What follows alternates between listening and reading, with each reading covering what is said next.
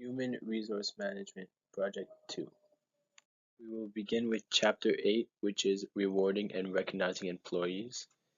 We will see what it is, the benefits, cost of living, incentives, salaries, and promotions.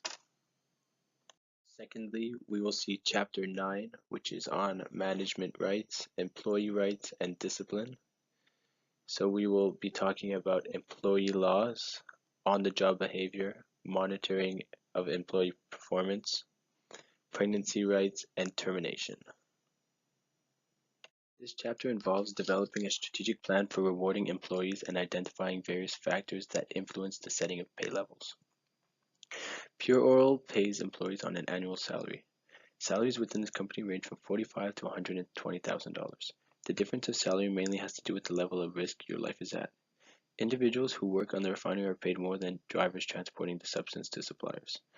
As an incentive, the company provides profit sharing at the end of each quarter.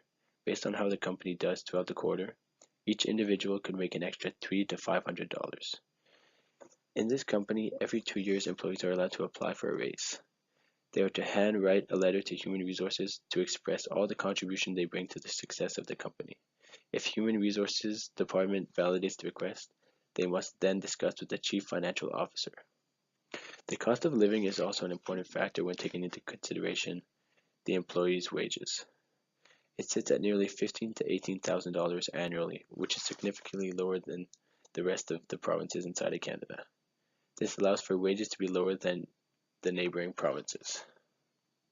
A low employee turnover is something that management and human resources take seriously. With a low employee turnover, the company can reduce training expenses to the bare minimum. In order to keep employees content, various benefits are applied by the employer to its employees after hiring them. Our employee benefit program is similar to the Irving Oil Company. They offer a wide range of benefits such as a pension plan, savings plan, health and wellness plan, and the employee assistance program. The only difference between PureOil and Irving is that PureOil provides a daycare facility to make it easy for employees to take care of their children at a young age. PureOil takes into consideration the well-being of their employees because they know it will result in the most success on the field. This chapter has to do with how the management is allowed to run their company, how employees are supposed to be treated, and disciplinary actions. Canadian employment laws help protect employees when on the job. PureOil has been having issues when discriminating applicants for a specific job. Many females apply for jobs on the refinery, but the company tends to select males for this type of work. Big issues may rise in this company within the near future if female employees begin to revolt against gender equality. Although, PureOil has recently implemented a rule that female employees may work full-time on the job for the first 3 months of being pregnant. Afterwards, accommodations such as limiting weightlifting or reducing physical demands are placed to allow the employee to still work. Discipline acts. On-the-job behavior issues such as sleeping on the job, being intoxicated, fighting, and smoking in unauthorized places can result in a strike. PureOil always allows people to have 2 strikes because they believe that everyone deserves a second chance. Termination would occur after the second strike because working in an oil company is not a place where mistakes can continuously be occurring. Many people can get hurt and it can ultimately affect profitability for the company. Over the past 20 years, only 4 employees have been dismissed for their wrongful behavior on company property.